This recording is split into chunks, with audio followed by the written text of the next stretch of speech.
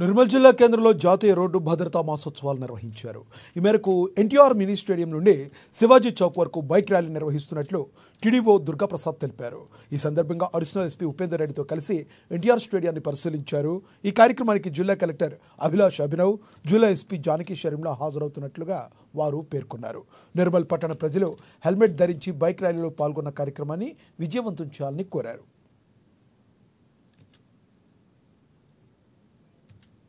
36వ జాతీయ భద్రతా మాసోత్సవం భాగంగా మన నిర్మల్ పట్టణంలో అందరికీ రోడ్ భద్రత గురించి, ట్రాఫిక్ రూల్స్ గురించి అవేర్నెస్ కోసం మనం rally for road safety conduct చేయడం జరుగుతుంది.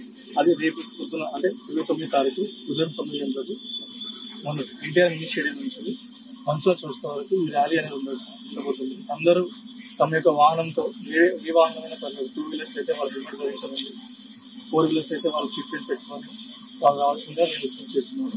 అందరూ వచ్చి ఈ ఒక ర్యాలీని మరియు అందరికీ విమపట్టణం నుంచి ప్రజలకు, చుట్టుపక్కల వరకు అందరికీ రోడ్డు భద్రత నుంచి అవగాహన కలిగించే కార్యక్రమం విజయం చేస్తారని నేను ఆశిస్తున్నాను. Thank you. ఇప్పుడు మన కలెక్టర్ గారు మరియు ఎస్పీ గారు వస్తున్నారు. వారు వచ్చి ఈ ప్రోగ్రామ్ని ఇనాగ్రేట్ చేస్తారు అండ్ పాల్గొంటారు. Thank you.